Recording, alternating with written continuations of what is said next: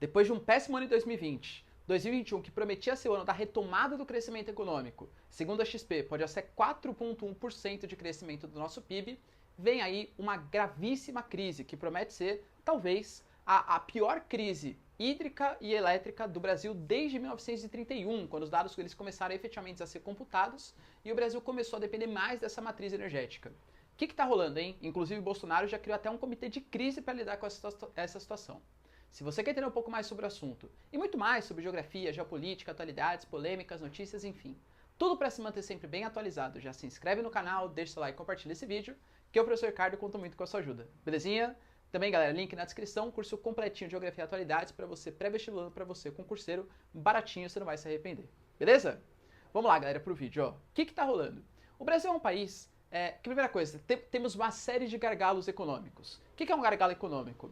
É um entrave ao crescimento econômico. Então, por exemplo, corrupção, falta de investimento em educação, carga tributária muito alta, sistema tributário muito complexo, são coisas que dificultam os investimentos estrangeiros, são coisas que atravancam o crescimento econômico do Brasil. E um desses gargalos econômicos é justamente a questão energética brasileira. Caso o Brasil fosse um país que cresce ali 4, 5% ao ano, a gente não conseguiria ser o país que cresce 4, 5% ao ano, porque falta energia para o nosso país. A gente não consegue sustentar esse crescimento econômico. A nossa matriz de energia elétrica, ela é predominantemente hoje de hidroelétricas, mas por incrível que pareça já foi pior, já foi quase que a totalidade hidrelétrica. O Brasil, até 2001, ele dependia quase que exclusivamente de formar ali reservatórios de água, e aqueles reservatórios de água cheio movimentavam as nossas usinas, movimentavam as nossas turbinas para a geração de energia.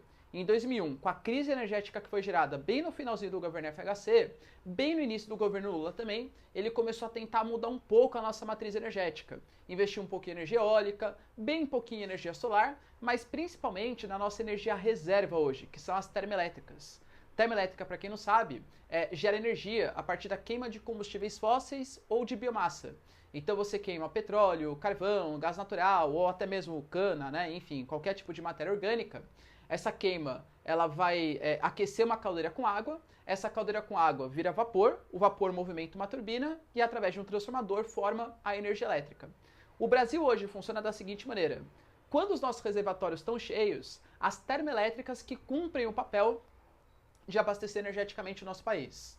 Quando as nossas hidrelétricas estão com nível inferior ou podem ficar no nível inferior, a gente começa a acionar as nossas termoelétricas. Só que, claro, galera, é muito mais barato você produzir energia com a água movimentando uma turbina do que você produzir energia queimando petróleo, gás, carvão mineral, que é muito mais caro.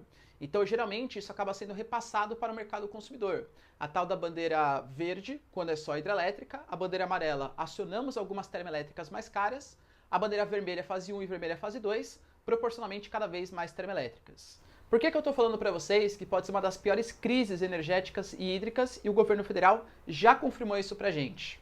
Porque com a retomada do crescimento econômico, aliás, nos últimos anos choveu muito pouco. Em 2020, estima-se que se não fosse um ano de pandemia e o nosso consumo tivesse ficado normal, as indústrias produzindo, a parte urbana consumindo mais, a gente já estaria um momento de crise energética, talvez possivelmente até um racionamento.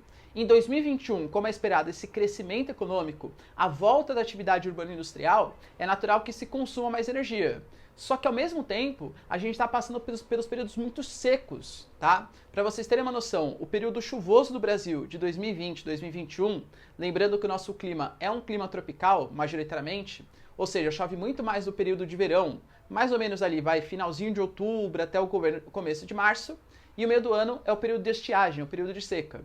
Então o período chuvoso do Brasil, que é na passagem do ano, foi um dos verões menos chuvosos dos últimos anos. E isso impacta, claro, em reservatórios que estão menos cheios. Alguns reservatórios estão com carga de 30% a 40%. Ah, professor, 30% a 40% é bom. É bom se a gente estivesse no período de seca. Só que a gente está no período de cheia. A ideia é que os nossos reservatórios hoje estivessem na sua capacidade quase máxima para aguentar abril, maio, junho, julho, agosto, setembro, que é o período de seca. Agora, com 30% a 40%, será que a gente vai conseguir resistir a todo esse período de seca? Muito possivelmente não, ainda mais pensando nessa retomada do crescimento econômico. O que o governo federal já está fazendo é colocar as termoelétricas para funcionar, inclusive nesse período, a gente teve Laninha também, né? A Laninha contribuiu para chover menos no sul, um pouquinho menos no sudeste também, mais um fator agravante para reduzir o volume de chuvas. Outro fator importante também é que as hidrelétricas mais recentes, elas são hidrelétricas que a gente chama de hidrelétricas fio d'água. Hidrelétricas fio d'água, elas precisam de um reservatório menor, o que é ótimo, porque gera menos impacto ambiental, o lago artificial é menor, então tem menos desmatamento, deslocamento de população ribeirinha, mas em compensação, você tem aguenta menos tempo. Nas hidrelétricas antigas, às vezes tinha hidrelétrica que aguentava 2 anos sem chover. Hoje em dia, o reservatório, como ele é menorzinho, no máximo 4, 5 meses sem chover, ele já começa a apresentar suas deficiências. Então, todos esses agravantes, o Brasil já foi obrigado a importar energia do Uruguai e da Argentina a partir das termoelétricas e com certeza nesse inverno a gente vai colocar as nossas termoelétricas para funcionar, tá? Só que as termoelétricas não conseguem abastecer o país inteiro, precisa da ajuda das hidrelétricas. Consequência clara, vai ter aumento na conta de energia. E claro, energia sustenta toda a nossa economia. Se a energia fica mais cara, o frete fica mais caro, a produção fica mais cara, e isso vai sendo repassado para o mercado consumidor. Sabe o que significa isso? Inflação, aumento do preço dos produtos. E é por isso que é uma crise tão grave. Porque além de gerar um déficit social, déficit econômico muito significativo no ano que ainda é um ano de pandemia, tem que estar bem claro isso, isso pode impactar no aumento do preço dos produtos, numa época que, convenhamos, a inflação já está extremamente elevada e o poder do nosso mercado consumidor está extremamente baixo. Por isso que a crise hídrica e energética, que já é grave, pode ganhar contornos ainda mais dramáticos, pela situação socioeconômica do nosso país. É aguardar para ver. Vamos torcer para ver se São Pedro joga um pouco de chuva para a gente e torcer para que os nossos governantes diversifiquem um pouco mais a matriz energética para parar de depender tanto de termoelétrica quando não chove no nosso país. Beleza, galera? Deu para entender a situação? Se vocês entenderam então e curtiram o vídeo, já deixa seu like, se inscreve no canal e tamo junto. Beijos, abraços e tchau!